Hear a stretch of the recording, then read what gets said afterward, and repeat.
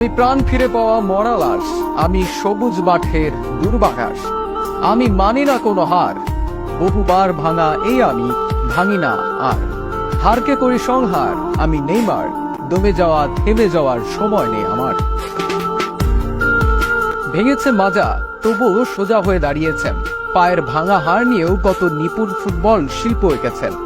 কিংবদন্তি বনে যাওয়ার পথে হোঁচট খেয়ে বনে গেছেন মাঠের অভিনেতা, একজন সত্যিকারের অভিনেতা, যে গত 5 বছরে 17টি বড় ইনজুরি নিয়েও আবার মাঠে ফিরে আসেন, যার আহত পায়ের গোলে দর্শক মাতে চিৎকারে।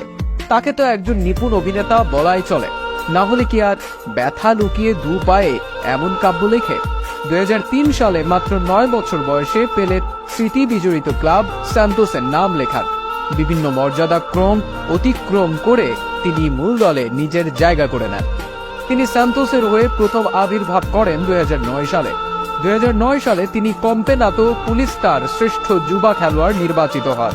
পরবর্তীতে সান্তোসে 2010 কম্পেনাতো পুলিস্তা জয় করেন। 2010 সালে কোপা দা ব্রাজিলে 11 গোল করে সর্বোচ্চ গোলদাতা পুরস্কার পান।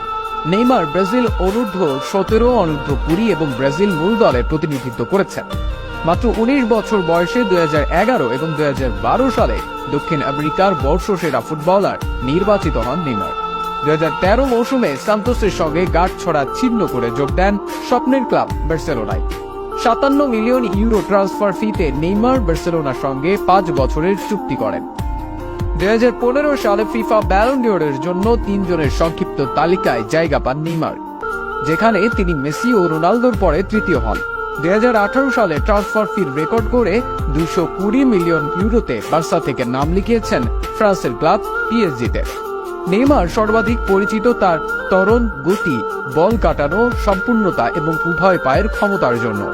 তার খেলার ধরন তাকে এনে দিয়েছে সমালোচকদের প্রশংসা, সাথে প্রচুর ভক্ত, মিডিয়া এবং সাবেক ব্রাজিলীয় ফুটবল রোনালদিনহোর সঙ্গে তুলনা।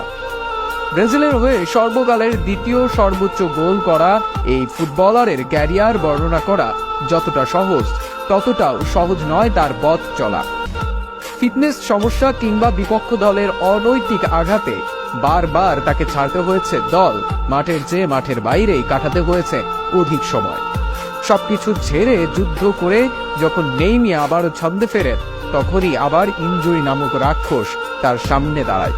তবে প্রতিকূলতাকে প্রতিরোধ করে নেইমারের লড়াই চলছে নিজেকে অনন্য উচ্চতায় নেওয়ার প্রস্তুতি।